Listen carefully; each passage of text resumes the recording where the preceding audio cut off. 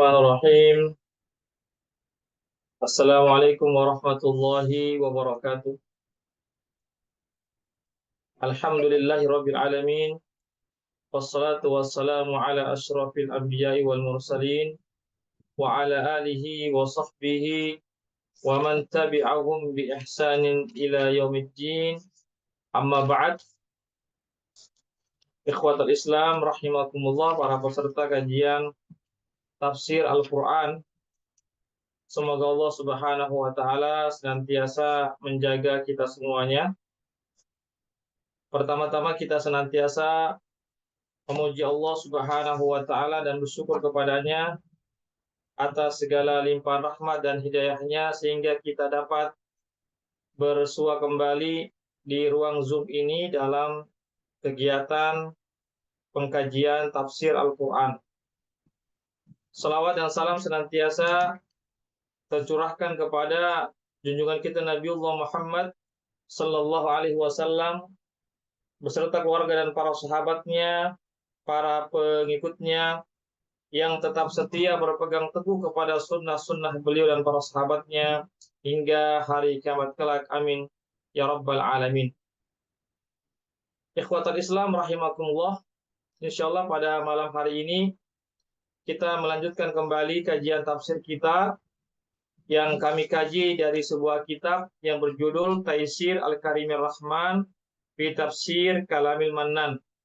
Salah satu kitab tafsir yang sangat bagus ya, yaitu yang ditulis oleh salah seorang ulama besar yang bernama Syekh Abdurrahman bin Nathir As-Sa'di rahimahullahu taala. Semoga Allah Subhanahu wa taala senantiasa merahmati beliau. Baiklah, para peserta kajian yang sama dimuliakan Allah, pada malam hari ini kita akan mengkaji atau membahas satu tafsir ya dari surah Asy-Syams. Surah Asy-Syams. Ya, Asy-Syams itu artinya matahari.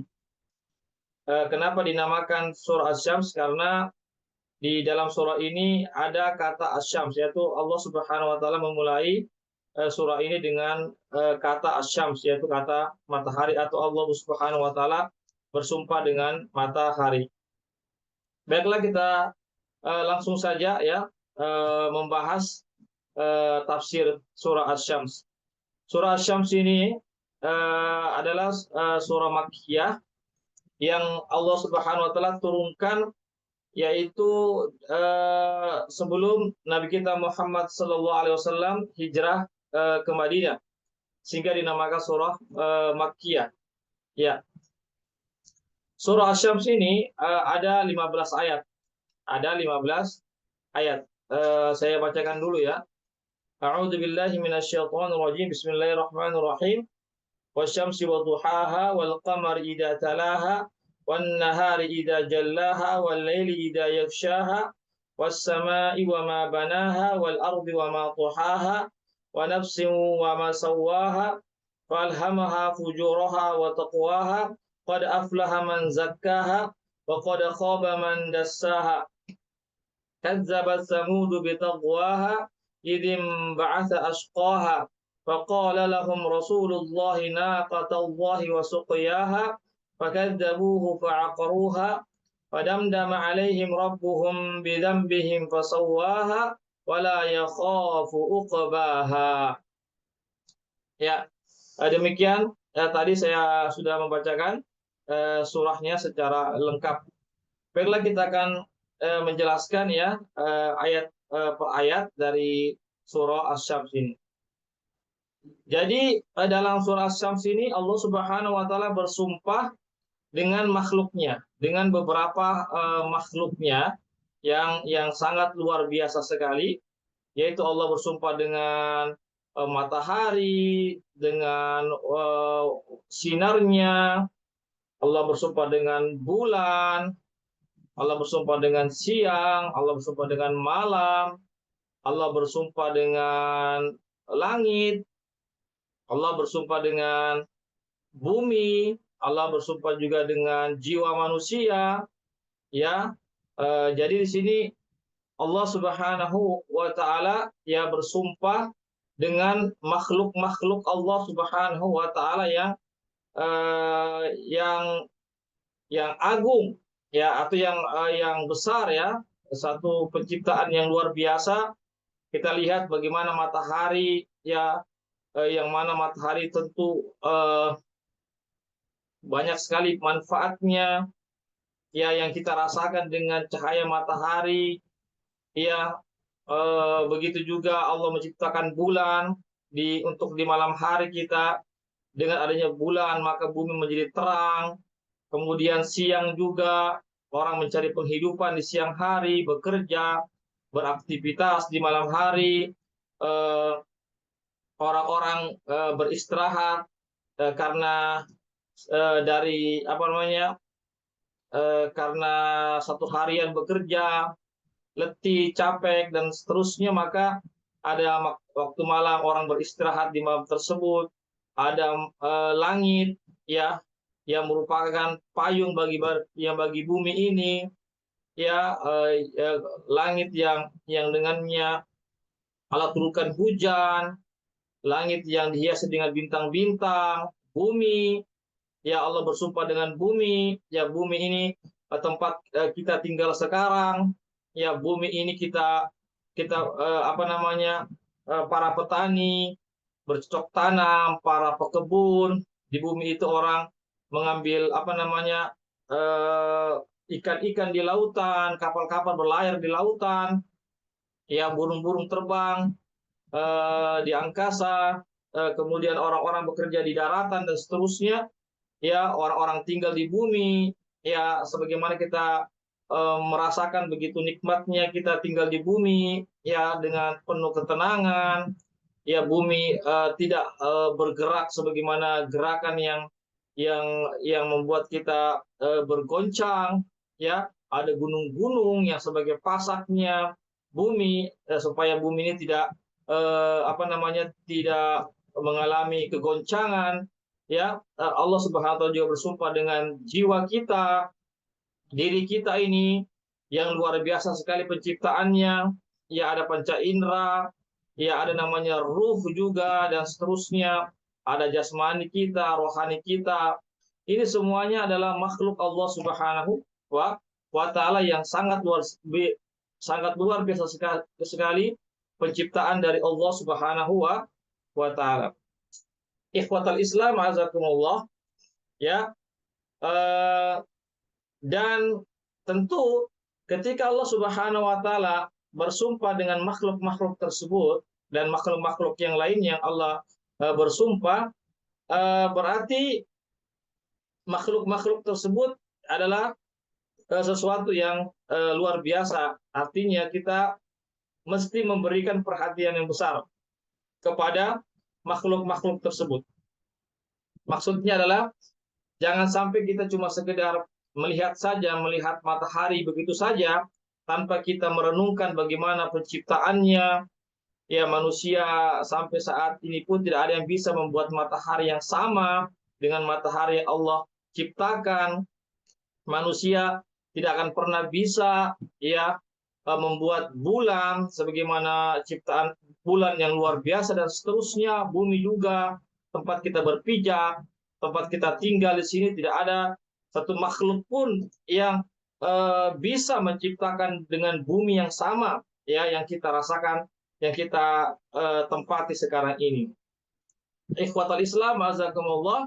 Oleh karena itu semua ini kita menjadikan bahan iktibar kita, jadi bahan renungan dan pelayanan dan penghayatan kita terhadap makhluk-makhluk Allah Subhanahu wa taala yang kita saksikan di tengah-tengah kita ini, yang kita saksikan di sekitar kita ini ya. Jadi bukan cuma sekedar kita melihat bagaimana itu langit ya, bagaimana itu bumi, bagaimana itu bulan, bagaimana itu matahari ya. Bukan cuma sekedar kita melihat begitu saja, tapi bagaimana kita menarik satu kesimpulan bahwasanya semuanya itu terjadi, tentu ada yang menciptakan.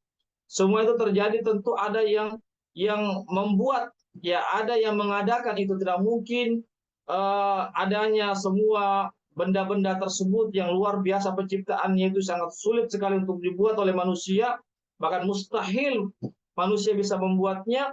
Itu semuanya mustahil ada begitu saja simsalabim, tetapi itu terjadi karena kehendak Allah, karena Allah, kekuasaan Allah Subhanahu wa taala yang tidak ada sekutu baginya, yang dengannya itulah yang mestinya kita semakin mendekatkan diri kepada Allah, semakin tunduk kita kepada Allah, semakin kita rendahkan diri kita di hadapan Allah, semakin kita meyakini tentang kebenaran dan keesaan Allah dan keagungan dan kekuasaan Allah Subhanahu wa taala. Inilah uh, apanya alam semesta yang kita lihat, mata kepala kita yang kita saksikan, yang kita berada di antaranya ini, maka kita harus menjadikan kita menjadi hamba-hamba yang mengakui akan segala kekurangan dan segala kelemahan kita, kefakiran kita di hadapan Allah Subhanahu wa taala. Ikhwatal Islam azakumullah. Ya. Baiklah, ya, isi daripada sumpah Allah Subhanahu wa taala ketika Allah bersumpah dengan makhluk-makhluk yang sangat luar biasa tadi itu, apa isi? Itu menunjukkan bahwasanya ada isi sumpah Allah Subhanahu wa taala juga yang sangat agung juga, yang juga mesti kita memberikan perhatian yang besar terhadap sumpah tersebut. Ya, tentu Allah Subhanahu wa taala tidak bersumpah dengan sesuatu makhluknya, melainkan ada isi sumpah Allah yang sangat juga sangat agung juga, sangat besar juga, yang harus kita perhatikan, harus kita dengarkan baik-baik. Ya, harus kita ketahui apa isi sumpah Allah Subhanahu wa taala. Isi sumpah Allah Subhanahu wa taala dalam surah ini adalah yaitu Allah Subhanahu wa taala ya bersumpah ya atas jiwa manusia yang atau diri manusia yang mendapatkan kemenangan, ya, atau manusia-manusia yang mendapatkan kesuksesan, yang mendapatkan kebahagiaan yang hakiki. Ya, begitu juga Allah bersumpah dengan jiwa-jiwa manusia yang jauh dari Allah, jiwa-jiwa manusia yang buruk, ya, atau diri-diri manusia yang yang mana mereka jauh dari tuntunan agama Allah Subhanahu wa taala. Artinya adalah bahwasanya kita harus menyadari bahwasanya manusia di permukaan bumi ini ada manusia-manusia yang baik, ada manusia-manusia yang jahat. Ada manusia-manusia yang beriman, ada manusia-manusia yang kafir. Ada manusia-manusia yang taat kepada Allah, ada juga manusia-manusia yang tidak taat kepada Allah Subhanahu wa taala. Ya, tentu yang kita inginkan adalah bagaimana kita menjadi seorang manusia yang memiliki jiwa-jiwa yang bersih, memiliki jiwa-jiwa yang taat kepada Allah, memiliki jiwa-jiwa yang senantiasa mengagungkan, senantiasa mentaati perintah-perintah Allah Subhanahu wa taala, bukan menjadi manusia-manusia yang sombong kepada Allah, bukan menjadi manusia-manusia yang kafir kepada Allah Subhanahu wa taala. Ini yang harus kita yakini, bahwasanya kesuksesan kita, kebahagiaan kita, kemenangan kita yang hakiki Islam, yaitu manakala kita mau membersihkan jiwa-jiwa kita, yang mana kita senantiasa mentaati Allah Subhanahu wa taala, membersihkan hati-hati kita, ruh-ruh kita, ya, dari segala kemungkaran, segala kekafiran, dari segala kangkar murkaan, dari segala kesombongan, dari segala penyakit-penyakit hati, dari segala kesyirikan dan seterusnya. Maka dengan itulah kita akan mendapatkan kemenangan. Kita akan mendapatkan keberuntungan, kesuksesan yang hakiki kelak di dunia ini, lebih-lebih di hari di akhirat kelak. Ikhwatul Islam azakumullah. Ya, jadi ini sesuatu yang sangat fundamental sekali, satu prinsip sekali. Ya, jangan sampai kita menjadi manusia-manusia yang memiliki jiwa-jiwa yang rusak, menjadi manusia-manusia memiliki ruh-ruh yang kotor, ruh-ruh yang tidak mentaati, yang tidak tunduk kepada syariat Allah, aturan Allah Subhanahu wa taala. Ya, jadi Allah Subhanahu wa taala telah memberikan kepada kita akal yang sehat, Allah memberikan kita pendengaran, penglihatan, Allah Subhanahu wa taala memberikan kita lisan, bahkan Allah Subhanahu wa taala mengutus para nabi dan rasul hingga Rasulullah Shallallahu Alaihi Wasallam, dan Allah membekali para nabi rasul dengan apa namanya, dengan kitab-kitabnya, ya, yang paling terakhir adalah kitab Al-Quran. Ini adalah semua adalah bagaimana kita gunakan semua itu adalah dalam rangka kita menjadikan hati-hati kita ini tunduk kepada Allah Subhanahu wa Ta'ala, bukan menjadikan hati-hati kita semakin jauh dari Allah Subhanahu wa Ta'ala. Itu ya, agar kita ya mendapatkan ya kemenangan, agar kita menjadi orang-orang yang senantiasa mendapatkan keridhaan Allah Subhanahu wa Ta'ala. Coba kita lihat ya, bagaimana ya matahari ya yang terang benderang, ya yang sehingga bumi ini menjadi terang, ya meskipun seandainya meskipun tidak ada lampu misalnya di siang hari itu di luar rumah, itu begitu terang sekali, manusia dengan leluasa kemana kemari, ya bisa kemana-mana, bisa beraktivitas. Ini semuanya adalah nikmat anugerah dari Allah Subhanahu wa Ta'ala. Begitu juga di malam hari, ya adanya bulan, ya meskipun seandainya tidak ada penerangan, kalau kita keluar rumah ada bulan, ada bintang-bintang bertebaran di langit, itu menunjukkan ya satu nikmat yang sangat besar dari Allah Subhanahu wa Ta'ala. Oleh karena itu, nikmat apa lagi yang kita mesti dustakan kepada Allah Subhanahu wa Ta'ala? Nikmat apa lagi? Artinya begitu banyak Allah Subhanahu wa Ta'ala berikan kenikmatan kepada kita, yang kita rasakan, yang kita nikmati sampai saat ini. Bahkan diri kita ini sudah cukup menjadi nikmat dari Allah Subhanahu wa Ta'ala. Diri kita ini kita bisa merasakan dengan lidah makanan-makanan yang enak, kita bisa memandang pandangan-pandangan yang sedap dengan mata kita, kita bisa mendengar sesuatu yang indah-indah dari telinga-telinga kita bisa mencium dengan alat penciuman kita benda-benda yang harum, sesuatu yang mengenakkan daripada hidung kita bisa merasakan dengan kulit sentuhan kulit kita, ya itu semuanya adalah nikmat yang begitu besar dari Allah Subhanahu wa Ta'ala.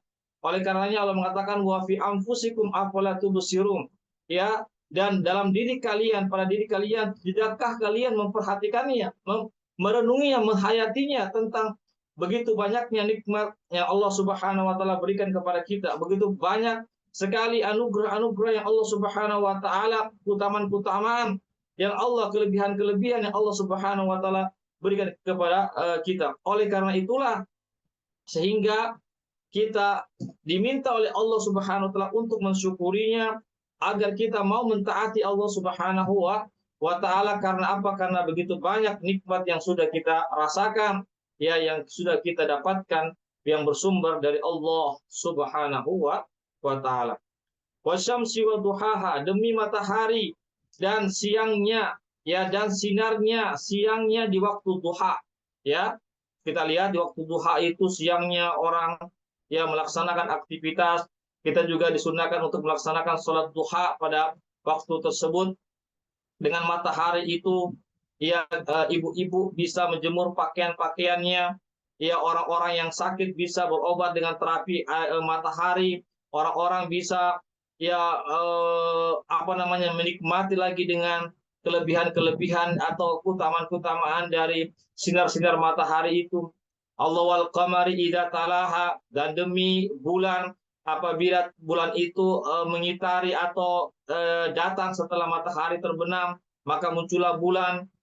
Ya, ketika itu manusia beristirahat, manusia berkumpul dengan keluarganya di rumah, ya, bahkan di malam hari manusia beribadah kepada Allah, di siang hari mereka mencari penghidupan, di malam hari mereka beribadah kepada Allah, atau minimal mereka beristirahat dari penatnya kesibukan-kesibukan atau panasnya di siang hari. Wan nahari idza jallaha, dan demi waktu siang apabila telah menampakkan cahayanya, menampakkan telah jelas, ya, siang itu ya terang benderang, ya, sehingga kita pun tidak butuh lagi penerangan jika kita berada di luar rumah kita. Ya, siang hari ini adalah di mana manusia beraktivitas, mencari penghidupan, bekerja dan seterusnya. Ya, ini satu nikmat dari Allah Subhanahu wa taala. Wal laili idza yaghshaha, dan demi malam apabila telah menutupi, yaitu cahaya matahari, ya, malam ini ya di mana orang beristirahat, ya malam ini orang berkumpul dengan keluarganya, bahkan juga di tengah malam kita beribadah kepada Allah Subhanahu wa taala. Semua ini secara keteraturan, ya Allah pergilirkan siang dan malam, terbitnya matahari, terbenamnya matahari, munculnya bulan dan seterusnya, adanya waktu siang, kemudian hilangnya waktu siang, munculnya waktu malam. Ini semua adalah keteraturan yang tidak mungkin terjadi dengan begitu saja. Pasti ada yang mengaturnya. Tentu jawabannya adalah Allah Subhanahu wa taala. Was-sama'i wa ma banaha, dan demi, kata Allah, demi langit dan bangunan-bangunan yang ada di langit itu, ya. Dan apa-apa saja atau apa saja yang Allah Subhanahu wa taala, ya, bangunan langit itu luar biasa sekali, ya. Langit ini tegak tanpa tiang. Coba kita perhatikan, apakah ada bangunan di bumi ini yang dibuat manusia tanpa tiang? Tidak mungkin. Semuanya pasti ada tiangnya. Adapun langit yang kokoh, yang lebih besar berkali-kali lipat daripada bumi ini, ya, kekokohannya, kekuatannya, keluasannya, ya, yang tentu sangat luas daripada bumi ini, sangat kokoh daripada bumi ini, sangat tinggi daripada bumi ini, ya. Itu semua ya tidak mungkin terjadi melainkan dengan izin Allah, dengan izin Allah Subhanahu wa taala. Ya, langit ini dihiasi oleh Allah Subhanahu wa taala dengan bintang-bintang yang kita saksikan itu, ya. Dengan langit ini Allah turunkan hujan yang dengannya air hujan itu digunakan untuk kita, ya, sebagai air kita, dan kemudian hewan-hewan, tumbuh-tumbuhan semuanya membutuhkan air yang bersumber atau yang datangnya Allah turunkan dari langit. Wal ardi wa ma tahaha, ya, dan demi bumi yang Allah hamparkan, dan apa yang Allah hamparkan. Lihat bumi ini, ya, meskipun ini bumi bulat, tetapi dihamparkan karena luasnya bumi ini, sehingga kita pun, ya, tidak terjatuh ketika kita berada di bumi, ya. Bangunan-bangunan tetap pada posisinya yang bagus, orang-orang bisa bermain, orang-orang bisa bercocok tanam, ya. Bumi ini dimanfaatkan orang-orang yang hidup, bahkan orang-orang yang meninggal dunia juga. Bumi ini yang Allah ciptakan adalah untuk dipergunakan bagi umat manusia, khususnya bagi orang-orang yang bertakwa kepada Allah Subhanahu wa taala. Kemudian wa nafsi wa ma sawaha, dan demi jiwa dan apa yang Allah sempurnakan ini penciptaan manusia, ya.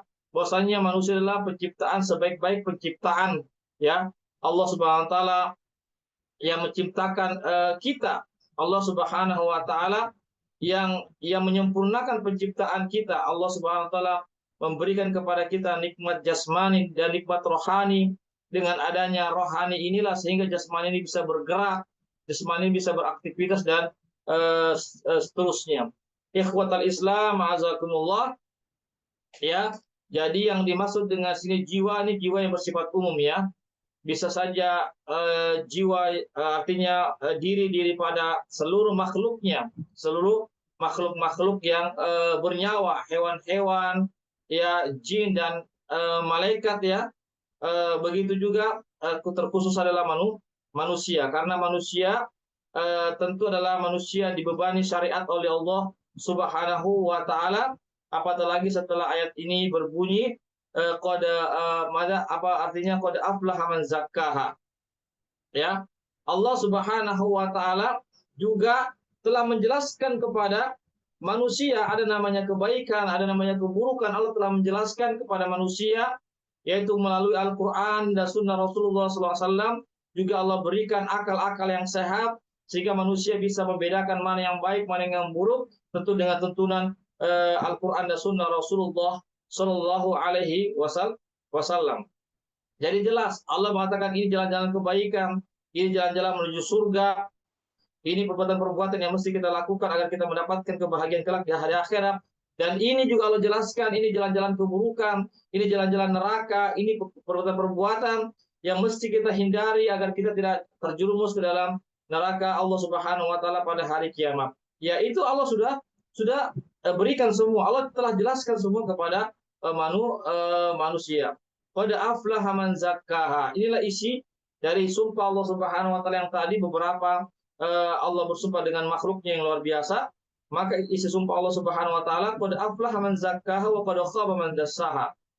Sungguh beruntunglah orang-orang yang mensucikan dirinya, orang-orang yang beriman kepada Allah, orang-orang yang membersihkan dirinya untuk senantiasa bertaat kepada Allah, membersihkan penyakit-penyakit dalam penyakit hati dari dirinya, dari kesyirikan, kesombongan, kemungkaran, kemaksiatan.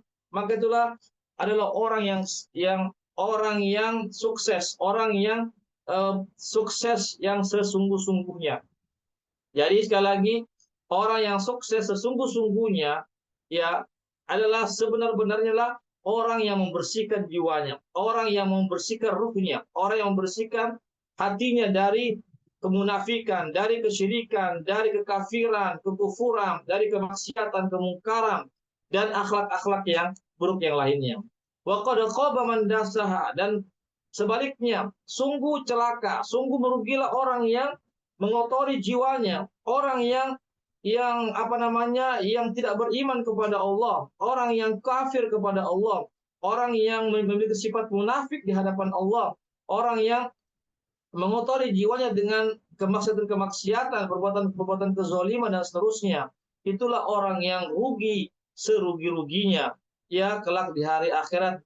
Di dunia ini dia rugi, apalagi di hari akhirat kelak. Jadi ini bukan perkara yang main-main.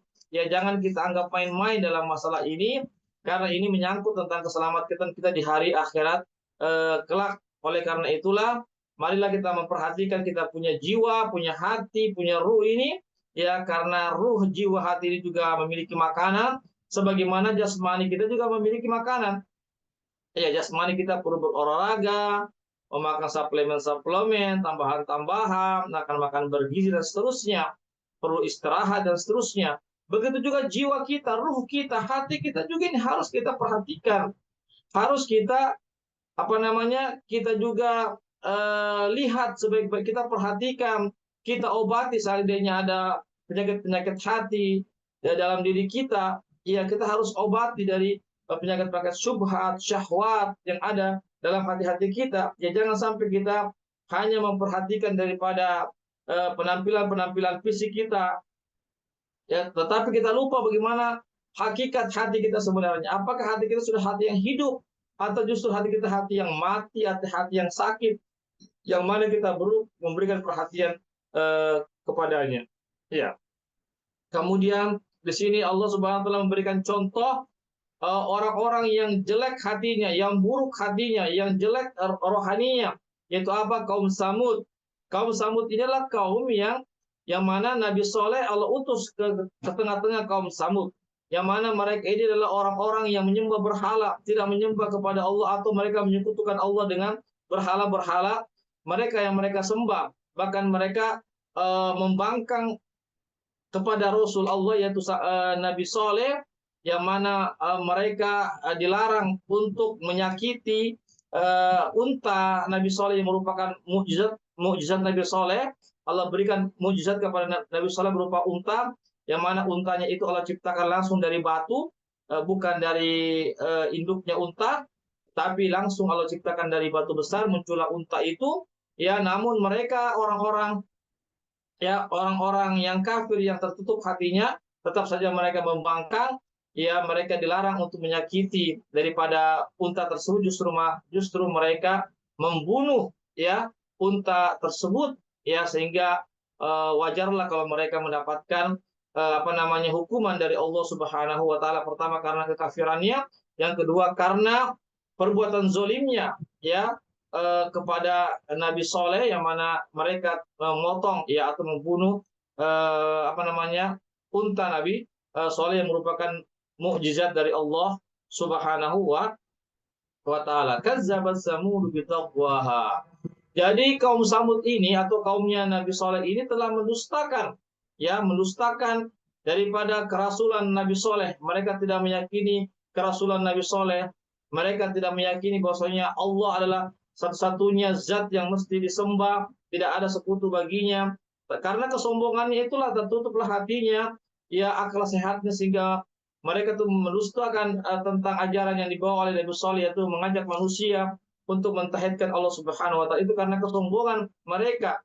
Ya, ya, sehingga mereka menolak kebenaran dan meremehkan orang lain atau meremehkan daripada Nabi Soleh yang mengajak mereka untuk mentaati Allah, untuk tidak mengganggu daripada unta yang ada pada Nabi Soleh. Yaitu ketika dia mengutus, ya, orang yang paling celaka di antara mereka. Ya, jadi ada salah seorang dia utus, ya, oh ya, salah seorang inilah yang akan mengeksekusi atau membunuh unta Nabi Soleh alaihissalam, ya. Maka inilah orang yang dikatakan orang yang paling celaka. Kenapa? Karena dia yang langsung membunuh atau menyakiti daripada unta Nabi Soleh, ya, atau membunuh unta Nabi Soleh. Maka dia adalah orang yang paling celaka, ya, paling mendapatkan laknat dari Allah Subhanahu wa ta'ala. Faqala lahum Rasulullah naqatallahi wa suqyaha. Ya. Jadi Nabi Soleh mengatakan kepada mereka, ya, jangan engkau ganggu ini unta. Ya, jangan engkau sakiti ini unta. Ya, biarkan dia berjalan dengan sendirinya, biarkanlah dia mencari makanan, biarkanlah dia mendapatkan minuman, jangan engkau ganggu dia, jangan engkau sakiti dia, ya. Uh, tapi apa yang terjadi justru, ya, mereka, ya, membunuh daripada unta Nabi Soleh tersebut, ya. Justru dia menyembelih daripada unta Nabi Soleh, padahal Nabi Soleh sudah mengatakan kepada mereka, ya, janganlah mereka sampai membunuh atau menyakiti unta tersebut. Ikhwatal Islam, azakumullah, apa yang terjadi karena mereka tidak mentaati Allah dan Rasulnya, justru mereka semakin sombong dan zalim, ya, melakukan tindakan-tindakan yang melanggar daripada aturan agama, yaitu maka Allah Subhanahu wa taala, ya, fakadzabuhu fa'aqaruha padamdama alaihim rabbuhum bidzambihim fasawwaha. Mereka pun mendustakan Nabi Soleh, tidak mau mendengarkan titah dan perintah Nabi Soleh atau penyampaian daripada Nabi Soleh, lalu mereka pun menyembelih, ya, daripada unta tersebut. Maka apa yang terjadi? Padamdama alaihim rabbuhum, maka Allah pun menghancurkan mereka. Menghancurkan apa? Dari dua jalan, yaitu dari ada suara yang sangat besar sekali yang dari langit, sehingga menyebabkan jantung-jantung mereka copot, ya, karena suara yang begitu besar dari langit terdengar. Yang kedua adalah yaitu gerakan-gerakan bumi yang begitu cepat, ya, yang kita kenal dengan gempa bumi. Ya, jadi dua, dari langit dia dapat serangan suara yang sangat besar sehingga memecahkan gendang telinga mereka dan menjadi copot jantung-jantung mereka karena kagetnya. Yang kedua adalah mereka ditambah lagi dengan ketakutan dengan adanya gempa bumi yang sangat dahsyat sekali yang dari bawah, dari bumi itu. Itulah balasan dari orang-orang yang kafir kepada Allah, orang yang menyembah berhala, dan orang juga membangkang, orang yang sombong, orang yang tidak mau menerima kebenaran, tidak mau menerima dakwah dari Nabi Soleh. Bahkan mereka berbuat zalim kepada Nabi Soleh dengan membunuh atau menyembelih daripada unta Nabi Soleh. Ikhwatal Islam, azakumullah. Jadi sekali lagi, ini salah satu saja contoh dari Allah, ya, terkait orang-orang yang memiliki hati-hati, yaitu kaum Samud adalah kaum yang memiliki hati-hati yang buruk, hati-hati yang kafir, hati-hati atau jiwa-jiwa yang tidak mentaati Allah Subhanahu wa taala. Maka di dunia ini Allah sudah perlihatkan kepada mereka, Allah abadikan kisah mereka dalam Al-Qur'an, bahwa mereka ini adalah contoh orang-orang yang celaka, orang-orang yang mendapatkan laknat dari Allah Subhanahu wa taala karena mereka tidak mentaati Allah dan tidak mentaati Nabi Allah, yaitu Nabi Soleh pada saat itu.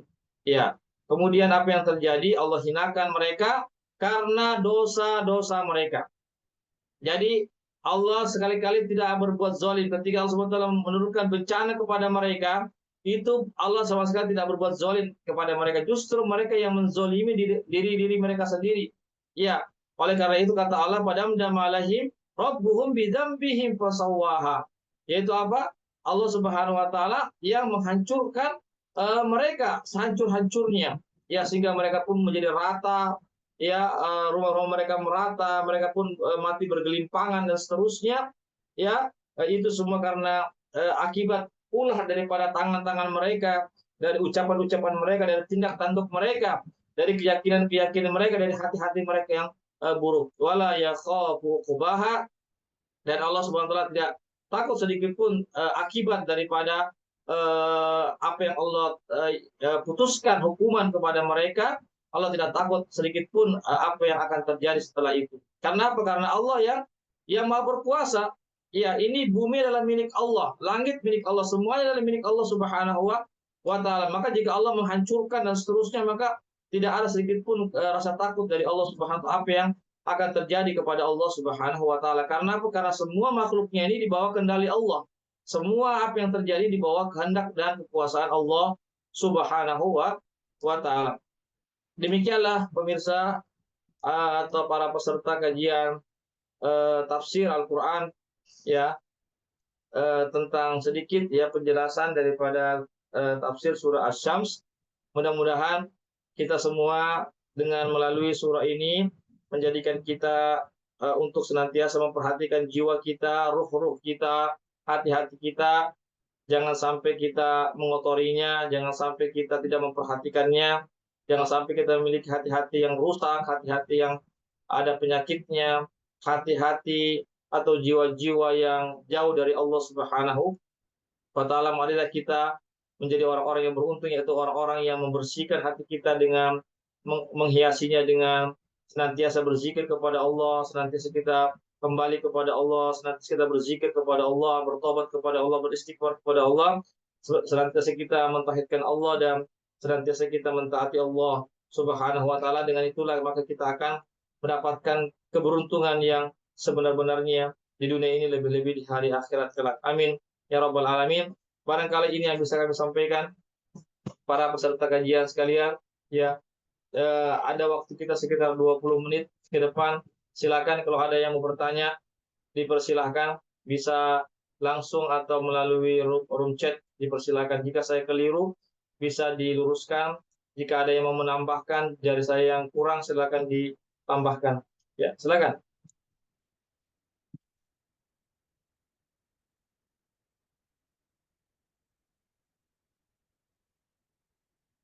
Ya, ada pertanyaan para peserta?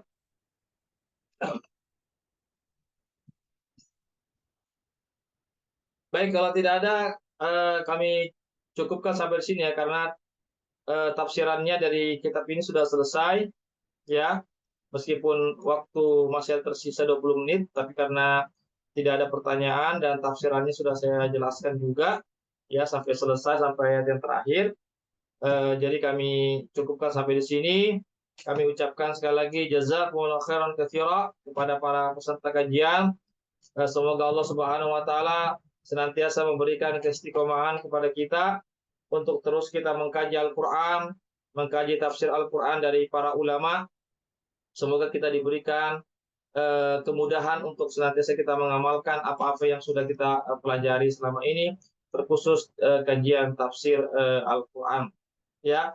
Dan kami juga mengucapkan jazakumullahu khairan katsira kepada donatur yang sudah berpartisipasi terlaksananya kegiatan ini. Semoga Allah memberikan balasan pahala yang lebih baik, ya, di dunia ini, lebih-lebih di hari akhirat kelak. Amin ya rabbal alamin. Sekali lagi kami mohon maaf jika ada segala kekurangannya, kesalahan-kesalahannya itu dari kami dan daripada kekurangan ilmu kami. Dan jika ada yang benar, semata-mata itu datangnya dari Allah Subhanahu wa taala saja, ya. Dari Allah Subhanahu wa taala segala kebenaran itu. Baiklah, kami undur diri. Sekali lagi, ini ada rekamannya. Insya Allah saya akan kirimkan nanti di grup-grup yang ada. Silakan di-download dan silakan juga yang mau mengulang-ulang lagi melalui rekaman, silakan didengar, dan juga kalau mau men-share rekaman tersebut, ya silahkan di-share agar bisa mendapatkan manfaat yang lebih banyak dari yang lainnya. Demikianlah kami undur diri atas segala kekurangannya. Mohon maaf sekali lagi. Insya Allah kita bertemu lagi dalam kajian tafsir Al-Quran di pekan depan. Baiklah, kami tutup dengan membaca doa penutup majelis. Subhanakallahumma wa bihamdik. Asyhadu an la ilaha illa anta astaghfiruka wa atubu ilaik. Wassalamualaikum warahmatullahi wabarakatuh. Waalaikumsalam warahmatullahi wabarakatuh.